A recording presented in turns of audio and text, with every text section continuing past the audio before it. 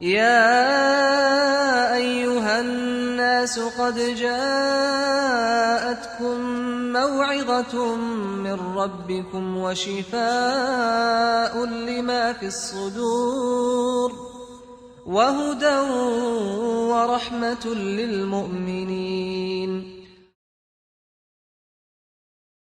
الحمد لله وحده والصلاة والسلام على من لا نبي بعده أما بعد أعوذ بالله من الشيطان الرجيم بسم الله الرحمن الرحيم الحمد لله الذي خلق السماوات والأرض وجعل الظلمات والنور ثم الذين كفروا بربهم يعدلون صدق اللہ.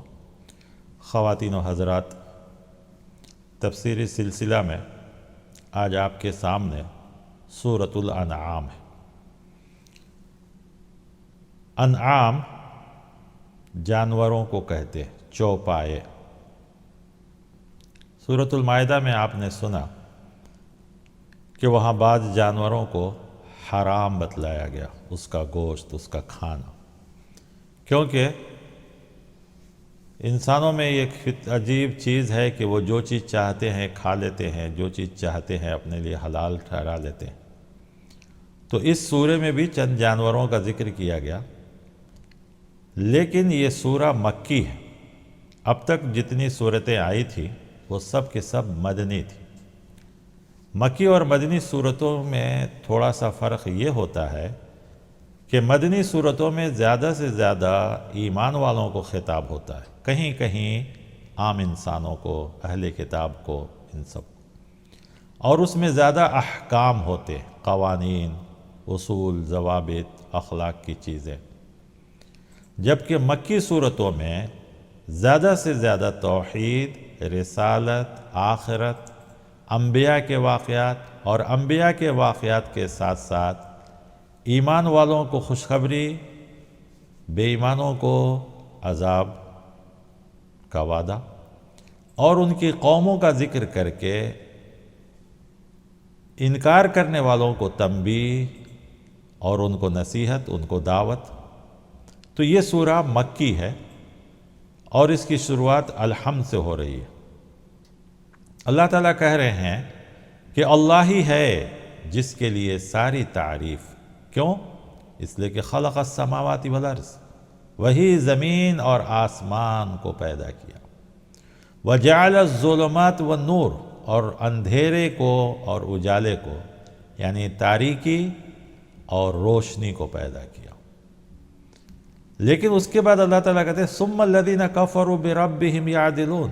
جو لوگ اپنے رب کی کفر کیے تو معلوم ہوا کہ اوپر اللہ تعالیٰ ایک نصیحت کر رہے ہیں کہ زمین بنایا، آسمان بنایا، دونوں ایک دوسرے کی اپوزٹ ہیں. تو ظلمات اور نور سے مراد یہاں ایک تو بظاہر تاریکی اور روشنی ہے، ساتھ ہی ساتھ ہدایت اور گمراہی ہے. گویا اسلام ہدایت ہے اور ظلمات یعنی گمراہی کفر ہے. اور جو لوگ کفر میں مبتلا ہوئے وہ جو ہے ناکام ہوں گے. بار بار اللہ تبارک و تعالیٰ نے قرآن میں ظلمات اور نور کا ذکر کیا ہے. وہاں اکثر مراد ہدایت اور گمراہی، ضلالت، ہدایت اور ضلالت ہے. گویا نور ہدایت ہے اور ضلالت، ظلمات گمراہی ہے. لہذا آدمی کو گمراہی سے بچنا چاہیے. اس سورہ میں سب سے پہلے حضرت ابراہیم علیہ السلام کا واقعہ بیان کیا گیا ہے، لیکن ساتھ ہی ساتھ اس سورہ میں 18 انبیاء کا ذکر کیا گیا، نام آیا ہے ایک ہی جگہ پہ. دو تین آیتوں کے اندر 18 نبیوں کا ذکر کیا گیا. یہ بتایا گیا کہ جس طرح یہ سارے نبی ہیں، آپ یعنی پیارے نبی صلی اللہ علیہ وسلم آپ بھی نبی ہیں. اور یہ سارے نبی جس طرح آ کے میرے دین، میری دعوت کو پھیلائے ہیں، آپ کو بھی وہی ذمہ داری ہے. لیکن اس سے پہلے جیسا کہ میں نے کہا ابراہیم علیہ السلام کا واقعہ بیان کیا گیا ہے. خاص کر ابراہیم علیہ السلام اپنے والد آزر سے بات کرتے ہوئے ان کو سمجھا رہے ہیں کیونکہ وہ لوگ بتوں کو ہر چیز کا الگ الگ بت بنا کر بیٹھے تھے، تو ان کو سمجھا رہے ہیں کہ دیکھو یہ سب خدا نہیں ہو سکتے، سورج، چاند، ستارے، یہ سب خدا نہیں ہو سکتے، کیونکہ ان کے اندر ایک چیز ہے کہ ایک وقت سے ایک وقت تک ہی رہتے ہیں۔ اللہ وہ ہے جو ہمیشہ رہنے والا ہے، جیسا کہ ہم نے پہلے کہا حی اور قیوم آیت الکرسی میں اور آل عمران کی پہلی آیت، جبکہ سورج رات میں نہیں رہتا ہے، صرف دن میں ہوتا ہے، چاند رات میں رہتا ہے، دن میں نہیں، دکھائی نہیں دیتا ہے سورج کی روشنی کے سامنے، ستارے جب اندھیرا ہوتا ہے تبھی دکھائی دیتے ہیں۔ تو معلوم یہ ہوا کہ یہ سب خدا نہیں ہو سکتے۔ ان سب چیزوں کو بیان کرنے کے بعد انہوں نے دعوت دی، انی وجہت وجہی للذی فطر السماوات والارض حنیفا، میں اپنا چہرہ اس اللہ کی طرف کر رہا ہوں، اس ذات کی طرف کر رہا ہوں جو زمین و آسمان کو پیدا کیا، وہ خالص ہے، وما انا من المشرکین، اور میں شرک کرنے والوں میں سے نہیں۔ قرآن کریم میں لگ بھگ 7 جگہ یہ بات آئی ہے کہ میں شرک کرنے والوں میں سے نہیں ہوں، ابراہیم علیہ السلام کہتے ہیں۔ معلوم یہ ہوا کہ جو لوگ ابراہیم علیہ السلام کا نام لیتے ہیں یا اپنے آپ کو ان کی طرف منسوب کرتے ہیں یا ان کو اپنا پیشوا اور لیڈر سمجھتے ہیں اور شرک میں مبتلا ہیں، تو وہ ابراہیم علیہ السلام کے سچے پیروکار نہیں ہو سکتے، سچے فالوورز نہیں ہو سکتے۔ ان کو سوچنا چاہیے کہ ابراہیم علیہ السلام کا طریقہ تو شرک سے پاک تھا، وہ تو توحید کے لیے گھر سے نکالے گئے، ملک سے نکالے گئے، آگ میں ڈالے گئے، تو پھر وہ توحید کو کیسے چھوڑ سکتے ہیں؟ وہ تو ہر جگہ توحید کے داعی ہے، بلکہ امام الموحدین، توحید کے امام ہیں وہ۔ اسی لیے اللہ تعالیٰ نے ان کی اولاد کو جب انہوں نے دعا کی کہ اللہ یہ جو مقام اور مرتبہ مجھے دیا گیا ہے صرف مجھے یا میری اولاد کو بھی، تو اللہ تعالیٰ نے کہا لا ینال عہد الظالمین، جو لوگ ظلم کریں گے یعنی شرک کریں گے ان کو یہ نہیں ملے گا۔ تو جب تک یہود و نصارہ میں شرک نہیں تھا اللہ نے ان کو باقی رکھا، جب ان کے اندر شرک آیا تو اللہ نے ان کو ختم کر دیا، امت محمدیہ کو لایا۔ آج بھی افسوس ہے کہ امت محمدیہ میں کئی طریقے سے شرک داخل ہو چکا ہے، اور شرک صرف کسی اور کی عبادت کرنا نہیں بلکہ نفع نقصان کسی بھی چیز میں، اللہ کی جتنی صفات ہیں اس میں جس کو بھی شامل کیا جائے گا تو وہ شرک ہی کہلائے گا۔ تو بہرکیف ابراہیم علیہ السلام کے اس واقعے کو بیان کر کے سارے لوگوں کو ان چیزوں سے روکا گیا کہ سورج، چاند، ستارے، کوئی چیز خدا نہیں ہو سکتے بلکہ صرف اور صرف اللہ ہی ان سب چیزوں کی۔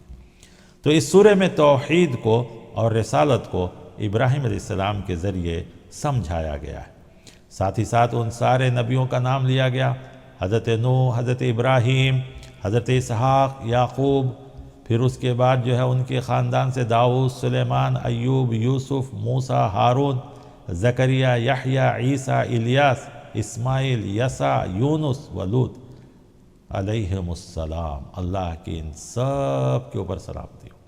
کہا وَكُلًّا فَضَّلْنَا عَلَى الْعَالَمِينَ، ہم نے ان سب کو دنیا پر فضیلت عطا فرمائی۔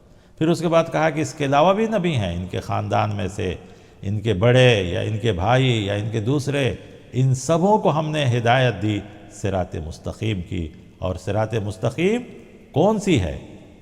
وہ ہے صراط مستقیم جو شرک سے پاک ہو۔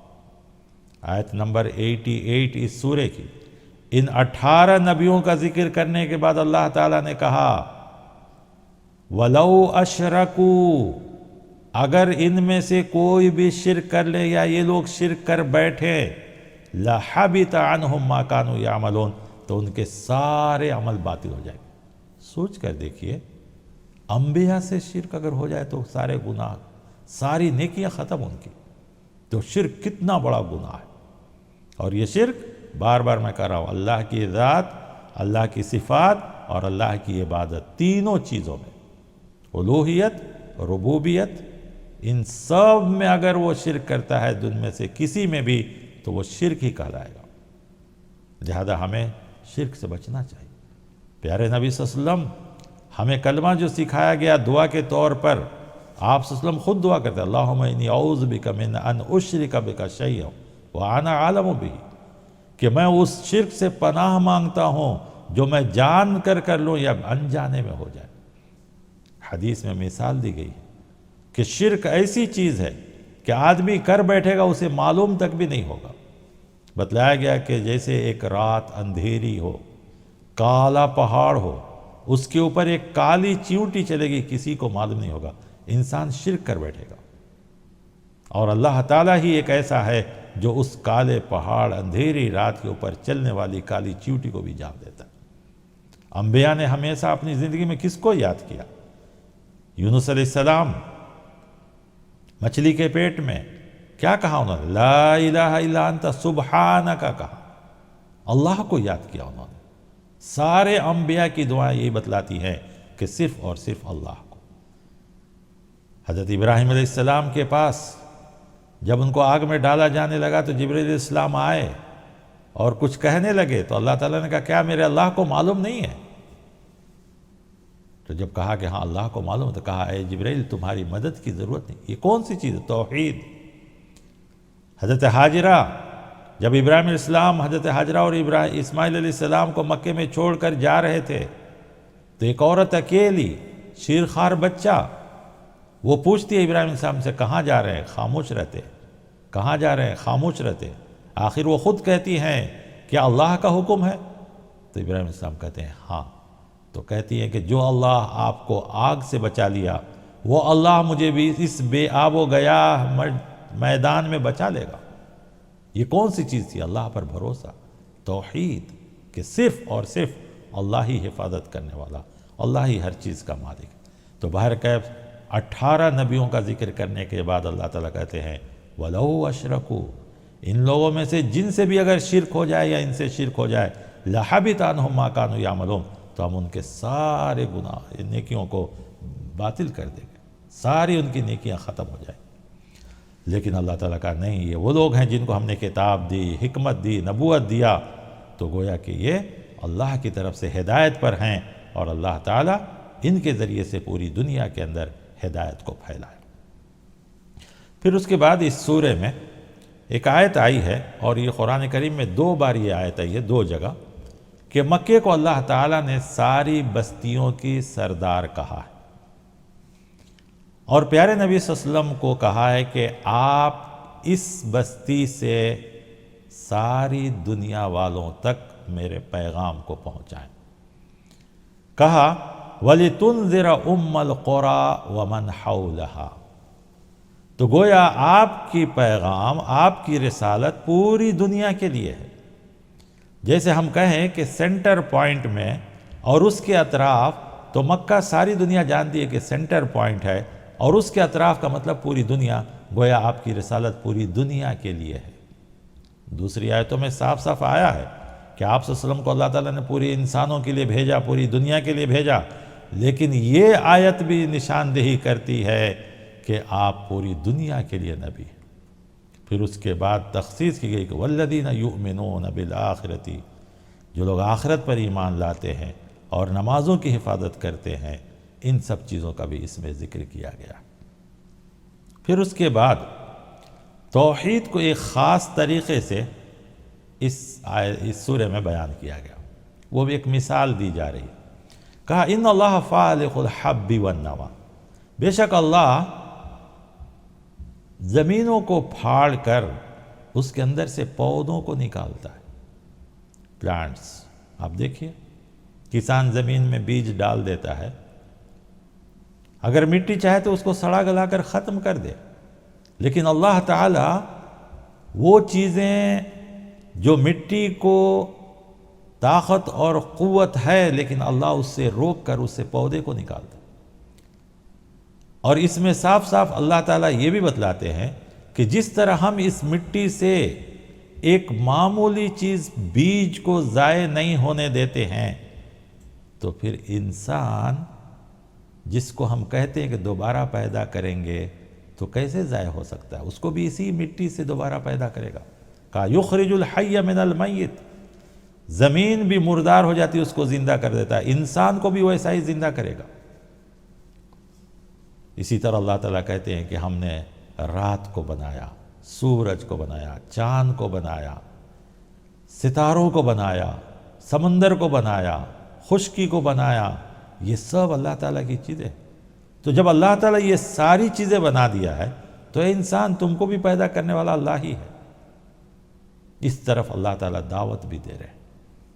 پھر اس کے بعد اللہ تعالیٰ کچھ پھلوں کا ذکر کرتے ہیں، کہتے ہیں کہ دیکھو، کھجور خاص کر، انگور ہے، کھجور ہے، زیتون ہے، اس کی کتنی کوالٹیاں ہیں، الگ الگ ہیں، لیکن ان ساروں کو اللہ تبارک و تعالی ایک پانی سے سیراب کرتا ہے، جبکہ مزہ سب کا الگ الگ ہے۔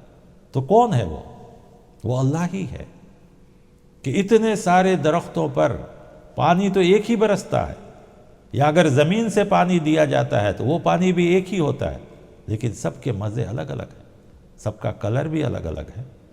تو یہ سب کون بناتا ہے؟ یہ اللہ ہے۔ تو توحید کی دعوت اس سورہ میں بار بار دی گئی ہے اور شرک سے روکا گیا ہے۔ پھر اس کے بعد جو معبودان باطل ہیں، ہم مسلمانوں کو اور ایمان والوں کو ایک حکم دیا گیا ہے کہ بہت سے لوگ دنیا میں ہیں جو اللہ کو برا بھلا کہتے ہیں، یا اللہ تعالیٰ کے ماننے والوں کو برا بھلا کہتے ہیں۔ تو اللہ تبارک و تعالیٰ اس آیت میں، اس سورہ میں ایک آیت نازل کی، وہ کہے کہ اے ایمان والو، تم ان کے معبودوں کو برا بھلا مت کہو، کہیں ایسا نہ ہو کہ تمہارے برا بھلا کہنے کی وجہ سے وہ تمہارے خدا کو برا بھلا کہیں۔ اگر کوئی قوم کہتی ہے تو الگ بات ہے، لیکن مسلمان اس کا ذریعہ نہ بنے کہ ہم کسی کی عبادت گاہ کو یا کسی کے خدا کو برا بھلا نہ کہیں۔ قَالَ وَلَا تَسُبُّوا الَّذِينَ يَدْعُونَ مِن دُونِ اللَّهِ، اللہ کے علاوہ جن چیزوں کو یہ لوگ پکارتے ہیں تم ان کو گالی مت دو، برا بھلا نہ کہو۔ کیوں؟ اس لیے نہیں کہ وہ غلط ہے، غلط نہیں ہے، بلکہ وہ غلط ہے اللہ کے علاوہ جس کی عبادت ہو رہی ہے، لیکن تم اگر برا بھلا کہو گے تو غصے میں یا نفرت میں یا بدلے میں فَيَسُبُّ اللَّهَ عَدْوًا بِغَيْرِ علم، وہ اللہ کو برا بھلا کہیں گے کیونکہ ان کو علم نہیں ہے۔ تو معلوم ہوا کہ ہمیں ان کو دعوت تو دینی ہے، ادب کے ساتھ، احترام کے ساتھ، اخلاق کے ساتھ، دلائل کے ساتھ، نرمی کے ساتھ، سختی، غلط طریقہ، برا بھلا یا اس کو ساری چیزوں کو نہیں۔ جیسے ابراہیم علیہ السلام کا بھی ذکر آیا، انہوں نے یہ نہیں کہا کہ یہ بت ہے یا ایسا، انہوں نے کہا بھائی جس کو آپ بلا رہے ہیں، پکار رہے ہیں، وہ تو سنتے نہیں ہیں، وہ دیکھتے نہیں ہیں، آپ ان کے سامنے کھانے پینے کی چیز رکھتے ہیں، وہ کھاتے تو نہیں ہیں، تو جب وہ خود نہیں کھا رہے ہیں، پی رہے ہیں، سن رہے ہیں، تو آپ کی باتوں کو کیسے سنیں گے؟ یہ طریقہ ہونا چاہیے سمجھانے کا۔ تو کہا گیا کہ تم ذریعہ نہ بنو جس کی وجہ سے وہ اللہ کو گالی دیں، حالانکہ اللہ تو برحق ہے، ہاں ان کو علم نہیں ہے، تو تم ان کے ذریعہ نہ بنو۔ یہ بھی ہمیں ایک طریقہ اس سورہ کے اندر بتلایا گیا۔ پھر اس کے بعد اس سورہ میں بتلایا گیا کہ کون کون، چونکہ جانوروں کے نام سے یہ سورہ ہے تو جانور مختلف چیزیں ہیں، تو سارے جانور حلال ہیں یا حرام ہیں؟ نہیں، بتلایا گیا کہ چند جانور ہیں جو حرام ہیں اور چند جانور جو حلال ہیں۔ پھر جو حلال ہیں ان کو بھی تم جیسا چاہے ویسا نہیں کھا سکتے ہو۔ کہا گیا فَقُلُوا مِمَّا ذُكِرَ اسْمُ اللَّهِ عَلَيْهِ، اللہ کا نام جس پر لیا گیا ہے، اللہ کے نام سے جو ذبح کیا گیا ہے وہی تم کھا سکتے ہو۔ اللہ کا نام نہیں لیا گیا تو حلال جانور بھی وہ حرام ہوگا۔ اسی لیے آج کل بڑا مسئلہ آتا ہے، اس لیے ہوٹل والے لوگ حلال سرٹیفکیٹ لگاتے ہیں۔ یاد رکھیے، سرٹیفکیٹ لگانے سے نہیں ہوگا، ذبح کرتے وقت بسم اللہ کہنا ضروری ہے۔ اچھا، ایک آدمی کسی وجہ سے بھول گیا، وہ الگ بات ہے، لیکن جان بوجھ کر اگر بسم اللہ نہیں کہتا ہے تو اس کے حرام ہونے میں کوئی شک نہیں۔ صاف صاف کہا گیا کہ وہی جانور تم کھاؤ جو اللہ، ایک تو حلال ہو اور دوسرا اس کے اوپر اللہ تعالیٰ کا نام لیا گیا، بلکہ کہا گیا ان کنتم بآیاتہ مؤمنین، اگر تم اس کے احکام پر، اس کی باتوں پر، آیات پر ایمان رکھتے ہو تو حلال ہی استعمال کرو۔ وَمَا لَكُمْ أَلَّا تَأْكُلُوا، اور تم کو کیا ہو گیا ہے کہ تم اللہ تعالیٰ کا جس پر نام نہیں لیا گیا ہے اس چیز کو تم استعمال کرتے ہو۔ اس طرح اس سورہ میں بار بار بیان کیا گیا اور بار بار کہا گیا ہے کہ جس پر اللہ کا نام نہیں لیا گیا ہے تم اس کو نہ کھاؤ، کیونکہ وہ گناہ ہے، اور شیطان تم کو بہکائے گا اس کے ذریعے سے کہ نہیں حلال ہی تو ہے، مسلمان ہی تو ذبح کیا ہے، مسلمان کا ہی تو یہ ہے۔ یہ سب چیزوں سے بچنا چاہیے۔ ایک چیز میں یہاں بتانا چاہتا ہوں، بہت سے لوگ سوال کرتے ہیں کہ جب یہ حرام ہے تو اللہ تعالیٰ بنایا کیوں؟ اللہ تعالیٰ پیدا کیوں کیا؟ پھر اللہ تعالیٰ یہ حرام ہے یہ حلال ہے ایسا کیوں؟ یاد رکھیے، دنیا میں جتنی چیزیں ہیں سب کا ایک اصول ہے، اس کا بنانے والا وہ اصول بنا کر دیتا ہے۔ گاڑیاں ہیں، مشینیں ہیں، تو ان سب کے ساتھ ایک بک آتا ہے جس کو ہم کہتے ہیں مینول بک، یعنی اس کو آپریٹ کرنا ہے تو اس کتاب میں دیکھو کہ اس کو کیسے آپریٹ کرنا ہے۔ جیسے ایک کیمرہ ہے جو ریکارڈ کر رہا ہے، اس کے ساتھ ایک مینول بک آتا ہے کہ اس کو اتنا پاور کا الیکٹرک یوز کرنا ہے، اس کو ایسے سیٹ کرنا ہے، اس کے اندر یہ ہے۔ تو ہم کرتے نہیں کرتے، گاڑیاں آتی ہیں تو اس کا مینول بک آتا ہے کہ اس میں یہ ڈالنا ہے، ڈیزل ہے تو ڈیزل، پیٹرول ہے تو پیٹرول، پھر آئل ڈالنا ہے، اتنے دن پہ سروس کرانا، یہ ساری چیزیں ہم کرتے نہیں کرتے۔ کیوں؟ اس لیے کہ اس کے بنانے والے نے ہم کو گائیڈ کیا ہے، ایسا کریں گے تو یہ چیز صحیح رہے گی، یہ آپ کے لیے فائدہ مند ہوگا۔ انسان کو اللہ پیدا کیا تو اللہ تعالیٰ جانتا ہے کہ اس انسان کے جسم کو کون سی چیز سوٹ ہوگی، کون سی چیز سوٹ نہیں ہوگی، کون سی چیز فائدہ مند ہے، کون سی چیز فائدہ مند نہیں ہے، کس چیز کا اثر انسان کے اوپر کیا ہوگا، کس چیز کا اثر نہیں ہوگا۔ اسی لیے اللہ تعالیٰ نے ہم کو جو چیز فائدہ مند تھا، جس چیز کا اثر انسان کے اوپر اچھا ہونے والا تھا، تو اللہ نے اس چیز کو حلال کیا، اور جس کا فائدہ اچھا نہیں تھا، جو انسان کو سوٹ نہیں کر سکتا ہو، اس کے اثرات انسان کے جسم پر اچھے نہیں ہوں گے، تو اس کو حرام قرار دیا، یعنی اس کو منع کیا۔ لیکن ہم لوگ اس کے اوپر غور نہ کر کے بیکار کے سوال کرتے ہیں کہ کیوں پیدا کیا، پھر اگر حرام ہے تو بنایا کیوں؟ بھائی بنایا ہے وہ کسی اور کے لیے ہوگا، کسی اور فائدے کے لیے، کسی اور مقصد کے لیے ہوگا، اس کا کچھ اور کام ہے۔ ہمارے لیے جو چیز ہے، کیوں کہ ہم جو کچھ بھی کھاتے ہیں اس کا اثر انسان کے جسم پہ ہوتا ہے۔ ہم ٹھنڈی چیز کھاتے ہیں تو انسان کے جسم پہ ٹھنڈا اثر ہوتا ہے، گرم چیز کھاتے ہیں تو گرمی کا اثر ہوتا ہے۔ تو اسی طرح کوئی سخت چیز کھائیں گے تو سختی کا اثر ہوگا۔ مان لیا گوشت میں جانوروں کے اندر الگ الگ طبیعتیں ہیں، نرم قسم کی طبیعتیں ہیں، چیڑ پھاڑ کھانے والی طبیعتیں ہیں، تو اسی لیے جو جانوروں کے اندر غلط اثرات تھے تو اللہ تعالیٰ نے اس کو حلال نہیں کیا۔ اور ویسے بھی آپ دیکھیں گے تو دنیا میں حرام چیزیں کم ہی ہیں، حلال زیادہ ہیں، لیکن افسوس ہے کہ شیطان ہم کو حرام کی طرف لے جاتا ہے۔ جیسے کہ خود کہا گیا وَإِنَّ الشَّيَاطِينَ لَيُوحُونَ إِلَىٰ أَوْلِيَائِهِمْ لِيُجَادِلُوكُمْ، اور دوسری جگہ آیا ہے کہ شیطان انسان کو حرام کی طرف ہی زیادہ لے جاتا ہے، کہ حرام کم ہے، حلال زیادہ ہے۔ کھانے پینے کی چیزیں میں ہو، پہننے کی چیزیں میں ہو، استعمال کی چیزیں میں ہو، آپ سب میں دیکھیے حلال زیادہ ہیں، حرام کم ہی ہیں۔ لہذا ہمیں یہ یاد رکھنا چاہیے کہ اس میں ہمارے لیے بھلائی نہیں تھی، اس لیے کہ ہم کو پیدا کرنے والا اللہ ہے، اور جس کا جو مینول بک ہے ہم اسی کو استعمال کرتے ہیں۔ تو اللہ کا مینول بک قرآن کریم ہے، تو اس کو ہم کیوں نہیں اپنے لیے استعمال کرتے؟ اس میں ہم کو شک کیوں پیدا ہوتا ہے؟ حتیٰ کہ کاریں ہیں لیکن الگ الگ کمپنیاں ہیں تو الگ الگ ہی مینول بک ہوتی ہے اور ہم اسی کو فالو کرتے ہیں۔ لہذا ہم نے سمجھانے کے لیے یہ سب باتیں کی۔ لہذا ہمیں چاہیے کہ حرام جس کو اللہ تعالیٰ کہا ہے تو سمجھ جائیے کہ اس میں ہمارے لیے فائدہ نہیں ہے، ہمارے لیے فائدہ کے بجائے نقصان دہ ہے، اسی لیے اللہ تعالیٰ نے ہمارے لیے اس کو حرام کیا۔ پھر اس کے بعد یہاں تفصیل بیان کی گئی، جس کو مسلمان تو جانتے ہی ہیں کہ کون کون کس جانور حرام ہیں، اور آپ نے پہلے بھی سنا سورۃ المائدہ میں کہ ان سب جو حرام جانور ہیں یا اس کے طریقے حرام ہو جاتے ہیں، یا حلال جانور بھی اگر اس طریقے سے مر جاتے ہیں یا اللہ کا نام نہیں لیا جاتا ہے تو ہمارے لیے وہ حرام ہے۔ تو اب ہمارے لیے حلال وہی ہے جو باقاعدہ اللہ کے نام پر ذبح کیا جائے، اور حلال جانور ہو اور اللہ کے نام پر ذبح کیا جائے۔ لہذا ہمیں ان چیزوں میں احتیاط کرنی چاہیے اس لیے کہ جب ہم حرام روزی استعمال کرتے ہیں تو سب سے پہلے ہماری عبادت قبول نہیں ہوتی۔ حدیث کے اندر آیا ہے کہ ایک آدمی دعا کرتا ہے اللہ تعالیٰ سے، پکارتا ہے، لیکن اللہ تعالیٰ کہتے ہیں تمہاری دعا کیسے قبول ہوگی حالانکہ تمہارے جسم میں حرام، تمہارا گوشت حرام، تمہارے خون حرام، اور تمہارا جسم جو پلا ہے وہ حرام لقموں سے پلا ہے، حرام چیزوں سے، تو اللہ اس دعا کو قبول نہیں کرتا، اللہ اس عبادت کو قبول نہیں کرتا ہے۔ لہذا ہمیں حرام سے بچنا چاہیے۔ پھر اس کے بعد اللہ تعالیٰ نے کہا وَهَذَا صِرَاطُ رَبِّكَ مُسْتَقِيمًا، سیدھا راستہ، صراط مستقیم وہ ہے جو تمہارے رب کا راستہ ہے۔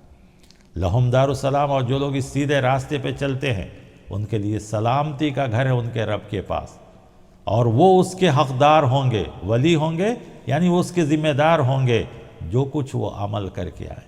تو معلوم ہوا کہ دنیا کی دوسری قومیں اپنی نجات خاندان، نسل کے اوپر رکھتی تھیں، جیسے کہ یہود اور نصارہ۔ اسلام نے مسلمانوں کو کہا تمہاری نجات صرف اور صرف ایمان کی بنا پر ہے، ایمان سے ہی تمہاری نجات ہو سکتی ہے، اور عمل سے ہی تمہارا نجات ہوگا، اس کے علاوہ کسی اور چیز پہ تمہارا نجات نہیں ہو سکتا۔ پھر اس کے بعد اس سورہ کے اندر یہ بھی بتلایا گیا جو ہم مومنوں کے لیے ایک بہت بڑی خوشخبری ہے۔ وہ خوشخبری کیا؟ کہ ہم جو کچھ نیکی کرتے ہیں اللہ تعالیٰ اس کا کم سے کم 10 گنا ثواب دیتے۔ سوچ کر دیکھیے، کم سے کم 10 گنا، کتنا رحمان و رحیم ہے اللہ تعالیٰ کہ ہم نیکی جو کرتے ہیں اس کا کم سے کم 10 گنا، جبکہ زیادہ سے زیادہ 700 گنا تک ہے۔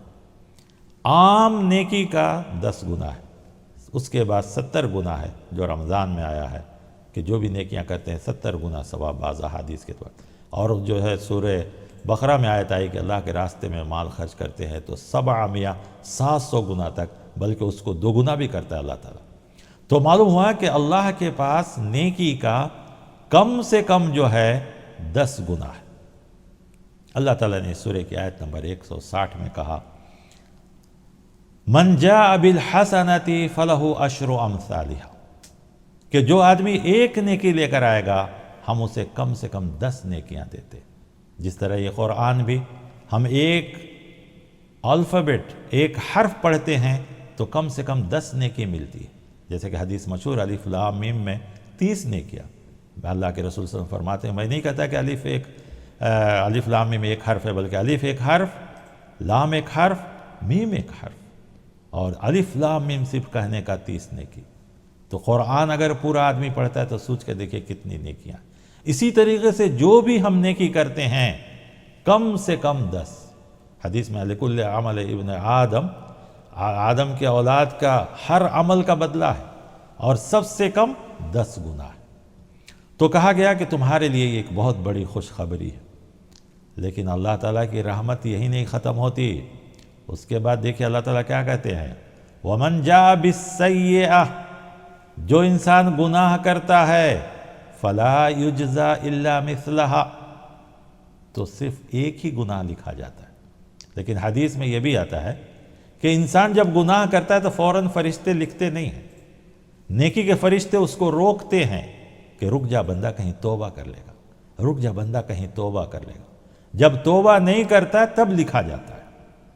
یہاں تک کہ حدیثوں میں یہ بھی آیا کہ انسان نیکی کرتے فوراً لکھ لیا جاتا ہے، ارادہ کرتا ہے تب بھی لکھ لیا جاتا ہے، گناہ کا ارادہ کرتا ہے تو نہیں لکھا جاتا ہے، سوچتا ہے تب بھی نہیں لکھا جاتا، جب تک کہ اس گناہ کو کر لے اور توبہ نہ کرے تب لکھا جاتا ہے۔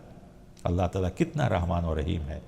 اس کے باوجود بھی اگر کوئی انسان اپنی گناہوں کی وجہ سے جہنم میں جائے تو وہ کتنا افسوس والا ہوگا کہ اتنی چھوٹ دینے کے باوجود، اتنا اللہ تعالیٰ رحم کرنے کے باوجود کہ ایک نیکی کا بدلہ کم سے کم 10 گنا، زیادہ سے زیادہ 70 اور 7 گنا بھی ہے، اور جبکہ گناہ صرف ایک، اور وہ بھی فوراً نہیں لکھا جاتا جب توبہ نہیں کرتا ہے۔ اگر توبہ کر لیا تو معاف، پاک صاف ہو جاتا ہے۔ تو کہا فَلَا يُجْزَى إِلَّا مِثْلَهُ وَهُمْ لَا يُظْلَمُونَ، اور وہ ظلم نہیں کیے جائیں گے، گویا ان کی نیکی بھی کمی نہیں کی جائے گی اور ان کے گناہ میں بڑھایا نہیں جائے گا۔ دیکھیے یہ ہے یہاں ظلم کہ نیکی کمی نہیں کی جائے گی، گناہ بڑھایا نہیں جائے گا، بلکہ جتنا اس کو نیکی ملنا ہے مل کر رہے گی، جتنا اس کے گناہ ہے اس کو اتنی ہی سزا ہوگی، بڑھا چڑھا کر اللہ نہیں دے گا۔ اللہ ہے کہ انسان گناہ کر کے خود اپنے آپ کو اللہ کو ناراض کرے۔ پھر اس کے بعد پیارے نبی صلی اللہ علیہ وسلم سے کہا گیا، قل آپ کہہ دیجئے اننی ہدانی ربی الی صراط مستقیم، یہ سیدھا راستہ ہے جس کی طرف میرے رب نے مجھے ہدایت دی ہے۔ دینا قیما ملت ابراہیم، یہی دین ہے، سچا دین ہے، صحیح دین ہے، اور یہی ملت ابراہیم بھی ہے۔ پھر وہ بات آئی وما کان من المشرکین، اور ابراہیم علیہ السلام شرک کرنے والوں میں سے نہیں تھے۔ بار بار یہ آ رہا۔ پھر ابراہیم علیہ السلام جو دعا کی اللہ تعالیٰ سے، اور ابراہیم علیہ السلام سے بھی کہلوایا، ہمیں اور آپ کو بھی کہنا چاہیے، قل آپ کہہ دیجئے ان صلاتی و نسکی و محیای و مماتی للہ رب العالمین، کہ میری نماز، میری قربانی، میری موت، میری زندگی سب اللہ کے لیے، لا شریک لہ، اس کے ساتھ میں کسی چیز کو شریک نہیں کروں گا، اسی کا مجھے حکم دیا گیا ہے، اور میں مسلمان میں سے ہوں۔ جو لوگ اس کے علاوہ چاہیں گے، یاد رکھیے اللہ ہر چیز کا رب ہے۔ قیامت کے دن کوئی کسی کی نیکی نہیں اٹھا سکتا ہے، اور کوئی کسی کا بوجھ گناہ بھی نہیں اٹھا سکتا ہے۔ وَلَا تَزِرُ وَازِرَةٌ وِزْرَ أُخْرَى، کوئی کسی کا بوجھ نہیں اٹھائے گا، ہر انسان کو رب کی طرف لوٹنا ہے۔ یہ آخرت کی بات ہو رہی ہے کہ سب کو لوٹنا ہے۔ فَيُنَبِّئُكُم بِمَا كُنتُمْ فِيهِ تَخْتَلِفُونَ، اور جس میں تم اختلاف کر رہے تھے اللہ تعالیٰ تم سب کو وہاں پر بتلا دے گا کہ تمہارے عمل کیا ہے۔ تو معلوم ہوا کہ یہ سورۃ الانعام، جس میں نام تو یہ تھا جانوروں کا، چونکہ اس زمانے میں بہت سی ایسی چیزیں کرتے تھے، بعض جانور کو خود کھاتے، مردوں کو کھاتے، عورتوں کو نہیں کھانے دیتے، بعض جانور رہتا تھا زندہ رہتے تو سب کھاتے، اور مردہ ہو گیا تو صرف عورتوں کے لیے، بلکہ بعض جانوروں کو وہ لوگ کہتے تھے یہ اللہ کا ہے، اور اس میں اپنا حصہ لگا لیتے تھے، لیکن بعض جانوروں کو جو وہ بتوں کے نام رکھتے تھے کہتے تھے اس میں اللہ کا حصہ نہیں۔ ایسی بہت سی چیزیں الگ الگ بیان کی گئی ہیں، تو یہاں پر یہ سب بتلایا گیا۔ تو ہم مسلمانوں میں بہت سے لوگ ہیں جو جانوروں کو بھی اللہ کے علاوہ دوسروں کے نام پر چھوڑتے ہیں، دوسری قوموں میں بھی ہوتا ہے کہ بتوں کے نام پر چھوڑتے ہیں۔ تو یاد رکھیے یہ سب غلط چیز ہے، جانور بھی اللہ کی مخلوق ہے، اللہ نے اس کو الگ الگ فائدے کے لیے پیدا کیا ہے، جو انسان کو فائدہ پہنچانے کے لیے ہے، تو جس کا جو فائدہ ہے اس کا استعمال کرنا چاہیے۔ باقی رہ گیا کہ حرام سے ہم کو بچنا چاہیے اور نیکی کی طرف پلٹنا چاہیے، کیونکہ اس سے بڑی چھوٹ کیا ہوگی کہ کم سے کم ایک نیکی کا، خاص کر یہ مہینہ جو نیکیوں کا مہینہ ہے، اس میں ہر رات فرشتے آواز لگاتے ہیں، ہر روز فرشتے آواز لگاتے ہیں۔ یہ آواز ہم سنیں نہ سنیں کان سے، آنکھوں سے تو ہم دیکھتے ہیں۔ کہا جاتا ہے یا قابل الخیر، اے نیکی کے چاہنے والے آگے بڑھو، وَيَا باغی الشر، اے گناہوں کے کرنے والے پیچھے ہٹو۔ تو یہ ہم آنکھوں سے تو دیکھتے ہیں کہ اس مہینے میں ہر آدمی نیکی کی طرف بڑھتا ہے۔ ہمیں اور آپ کو بھی چاہیے کہ ہم نیکی کی طرف بڑھیں، اور گناہوں کے ذریعے نیکی کو ضائع نہ کریں، بلکہ نیکی کے ذریعے گناہوں کو مٹانے کی کوشش کریں۔ اللہ تعالیٰ سے دعا ہے کہ اللہ تعالیٰ ہم سب کی کوششوں کو قبول فرمائیں، ہمیں اور آپ کو کثرت سے نیکیاں کرنے کی توفیق عطا فرمائیں، نیکی کے ذریعے گناہوں کو مٹانے کی توفیق عطا فرمائیں، اور جو بھی گناہ ہو جائیں بھول چوک سے، یا نفس کے دھوکے سے، یا نفس کے بہکاوے سے، یا شیطان کے بہکاوے سے، یا کسی غلط صحبت کی وجہ سے، اللہ تعالیٰ ہمارے گناہوں کو معاف فرمائے، اللہ ہم سب کی مغفرت فرمائے۔